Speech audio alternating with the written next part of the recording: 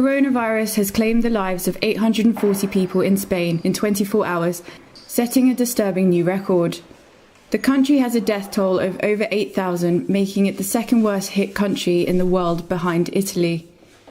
Spain is taking a series of actions to combat the spread of the virus. The country is in the third week of a state of emergency lockdown. On March 14th, the free movement of people was also limited to prevent people going out for a jog or a cycle ride. The Madrid-based government subsequently tightened the lockdown by ordering all but non-essential workers to stay indoors.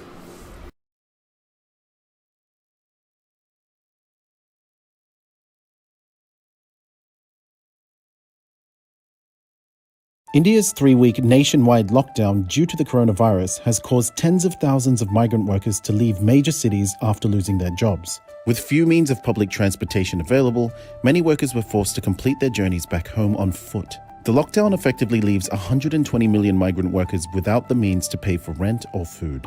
The return of migrant workers to their homes has also raised fears over the virus spreading deep into the countryside. In West Bengal, some villagers have started to live in trees to isolate themselves from their overcrowded family homes. People are now questioning Prime Minister Modi's lack of a contingency plan under the hashtag Modi Made Disaster on Twitter. The government has announced a $23 billion stimulus plan to provide direct cash transfers and food handouts to those affected, but economists say this won't be enough.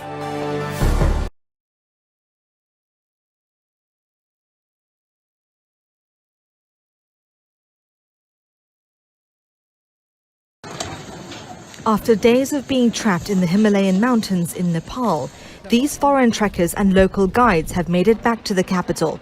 Since a nationwide lockdown was brought in to contain the coronavirus, many had been waiting to return to safety. Thousands of tourists from Europe, Australia, South Korea, the US and Canada have been stuck in trekking routes across the country. Nepal's tourism board says rescue operations are underway. The German and French embassies have been working with Nepalese authorities to repatriate hundreds of their citizens using chartered planes.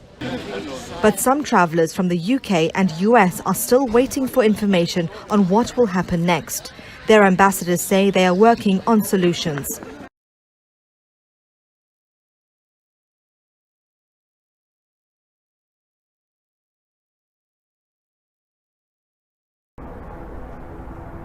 A much-needed sign of hope as the aptly named U.S. Navy ship Comfort pulls into New York Harbor.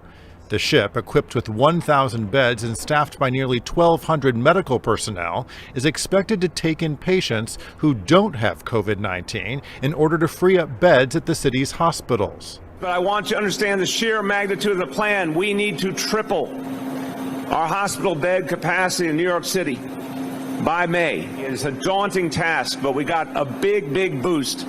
The arrival of the Comfort, this is like adding a whole nother hospital to New York City. In addition to the Comfort, the Jacob K. Javits Convention Center in Manhattan has been transformed into a 1,000-bed hospital. And in Central Park, a field hospital is going up under tents.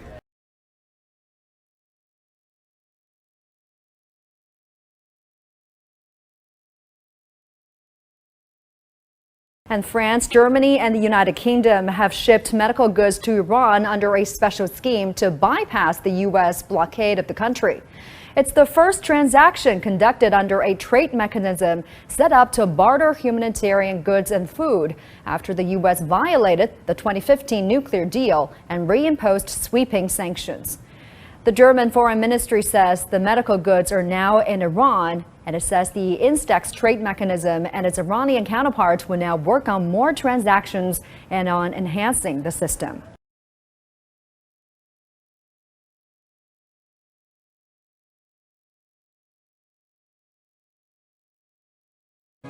Standing respectfully in line, these people are queuing to collect the ashes of their loved ones from a crematorium in Wuhan. According to official figures released by China, there were 3,311 deaths from the coronavirus here, in the city where the outbreak originated. But photos like these have cast doubts on the government statistics. According to a Chinese newspaper, one crematorium in Wuhan worked 19-hour days throughout February. This facility alone had 30 ovens for cremations, which would mean 570 incinerations per day. Over the 29 days in February, that's 16,530 deaths, numbers that don't match the official statistics.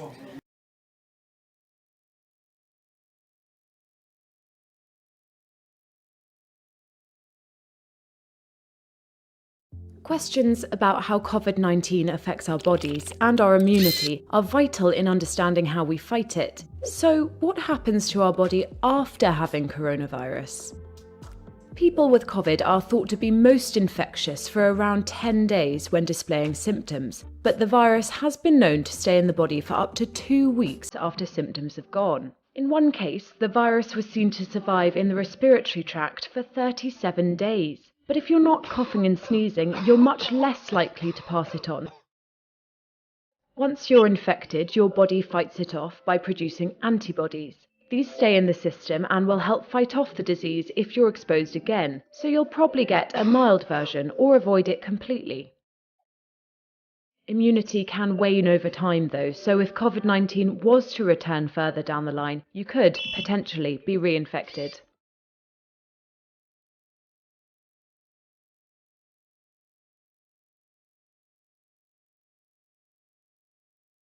Kingdom spying on their own people in the U.S.? Why would they do it? According to Andrew Miller, a former member of Barack Obama's National Security Council, says the Saudis are worried about what Saudi nationals will do when they're in Western countries, and says, I think they are surveilling not only those they know are dissidents, but those they fear may deviate from the Saudi leadership. According to whistleblower documents, Saudi mobile phones were tracked in the U.S. as often as 2 to 13 times per hour. The documents showed the three main telecom carriers, Saudi Telecom, Mobley, and Zain, used 2.3 million tracking requests per month over a 4-month period, November 1st of 2019 through March 1st of this year. The data was routed through the SS7 global messaging system.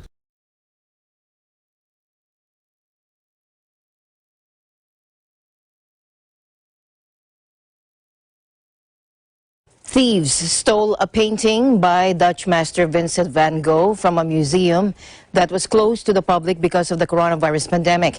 The 1884 painting, titled The Parsonage Garden at Nuenen in Spring, was taken during a pre-dawn break-in Monday at the Singer Laren Museum near Amsterdam.